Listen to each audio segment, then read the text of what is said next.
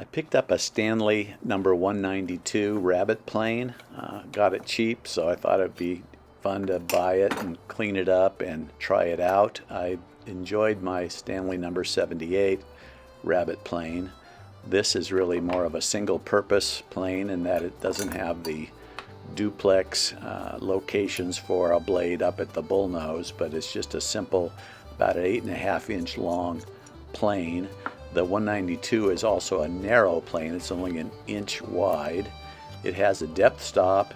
It has the spur on the right-hand side for cutting cross grain, and works very similar to the 78. I think it has some drawbacks, but it also has some advantages in that it's small, narrow, easy to use. I cut some rabbets with it, both with the grain and against the grain, a little bit later in the video here, and you can see that it seems to work really good. Like every plane, no matter what shape or size, sharpness matters, and I got this one scary sharp, and it actually worked pretty good. So stay tuned for just a few seconds here, and I'll walk you through the Stanley 192 Rabbet plane.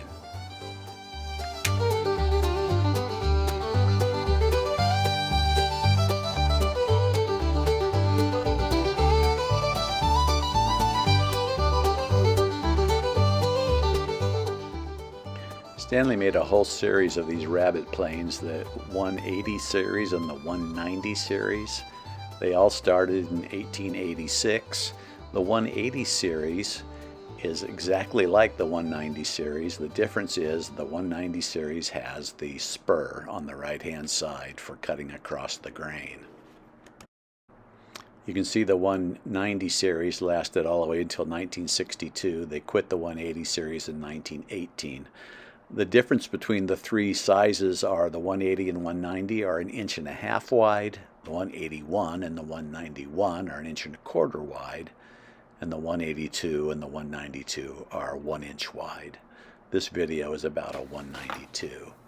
So here is the blade. It's a 1-inch blade, and when I pulled it out of here I noticed it wasn't at 90 degrees with its side, and I think that's pretty important when you're cutting a rabbet. If you want a level bottom on the rabbet, you want a blade that is 90 degrees with the world. So I took it over to a Tormek real quick and just rough ground the bevel long enough to even out the sharp edge to be 90 degrees with the side of the plane iron.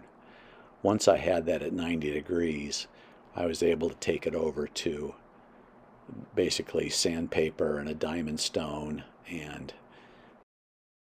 holding it in the roller honing guide, I was able to continue refining that blade on a diamond stone. Well, first on sandpaper, finer and finer grits, then on a diamond stone, and finally on a leather strop with some honing material, honing paste. And so with those few steps, and honestly on a blade that's only 1 inch wide, all of that happened really very quickly. To first grind it to 90 degrees, second to take the burr off of the edge, and thirdly to get a nice sharp finish. Really, the blade wasn't in that bad a shape, and so it didn't take long to get it pretty good and sharp pretty quickly. This diamond stone, it was not real expensive. I think I bought it on Amazon. It's got a fine and a super fine sides on it, and I find that if you use sandpaper to get the blade close, you can go straight to the super fine side and get close to a polished finish, and then when you take it over to the leather strop with honing material or honing paste, then you can get it down to just about a mirror finish. And by the time you've done that, you've got a very, very, very sharp blade. I've also found with the honing that I don't even use the roller honing guide anymore. I just hold it fairly close to the right angle because the give of the leather kind of conforms itself, and it seems to work just fine.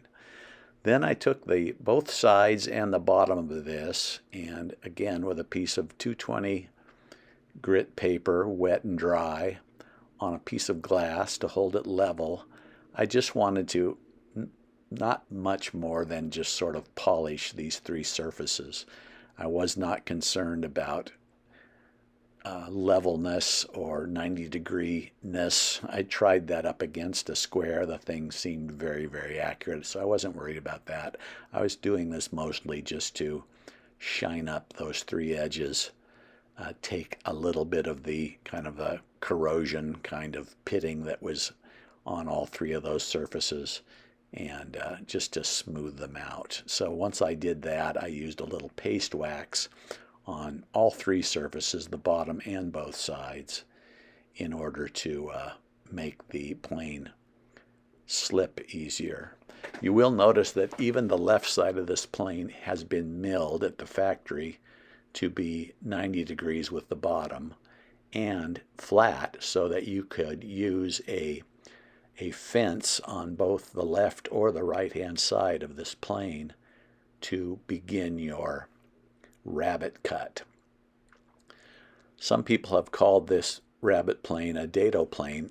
I really don't think that's what it's for. I can't think of a dado being an inch wide, let alone an inch and a quarter or an inch and a half.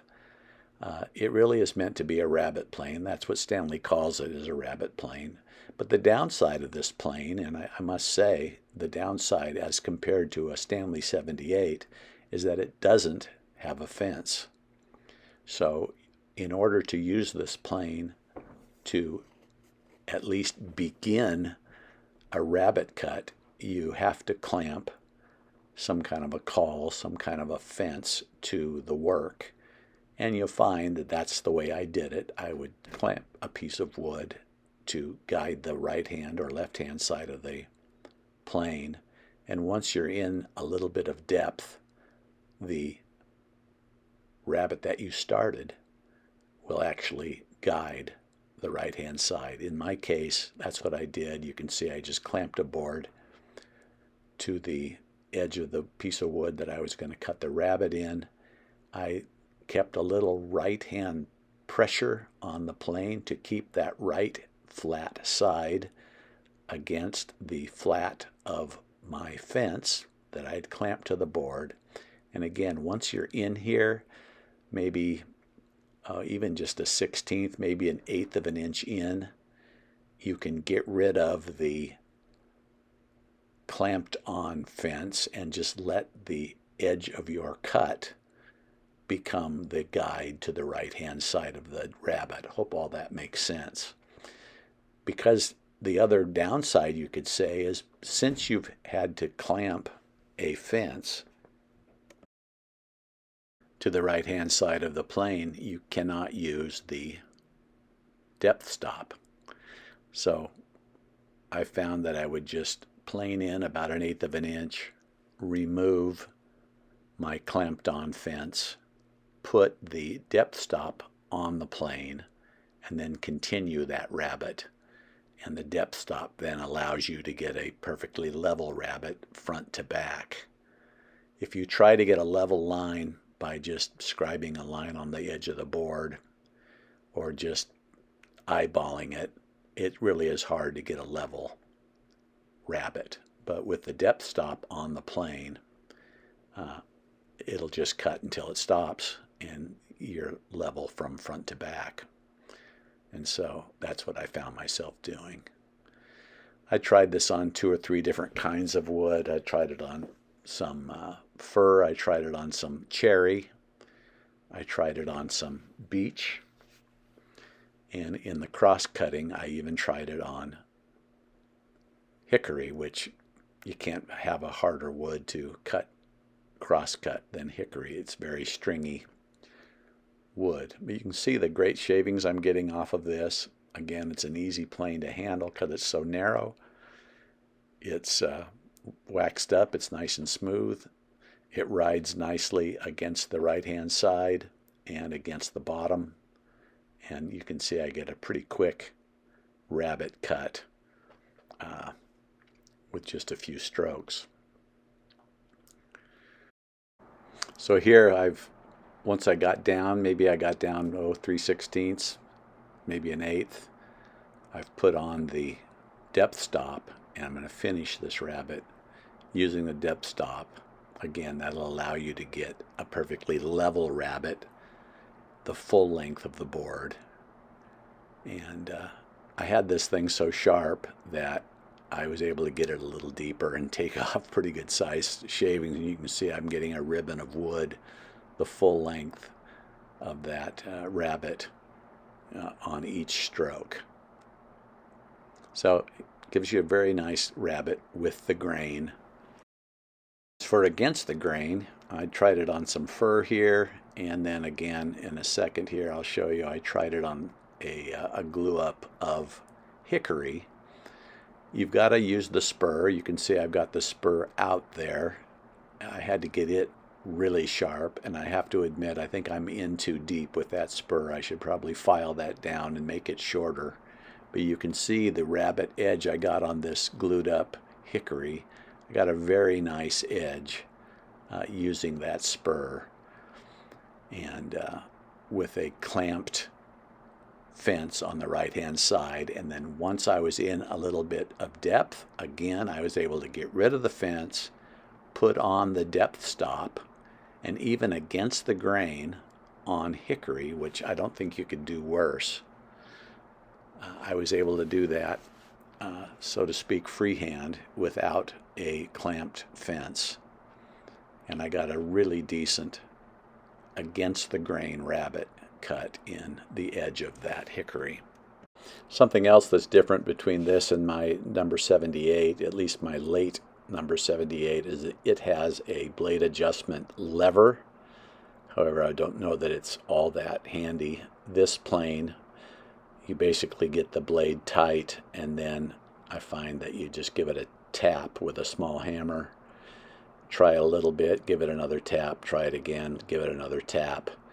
Just ever so slightly you're moving the blade, and until you get some nice thin shavings. You can see here I'm giving it another little tap, but I'm getting a great cross-cut rabbet on hickory using the spur and the depth stop.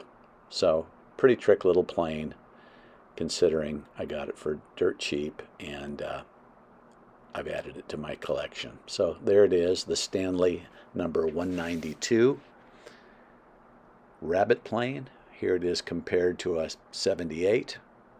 Hope you've enjoyed this video. If so, please subscribe, and thank you for watching.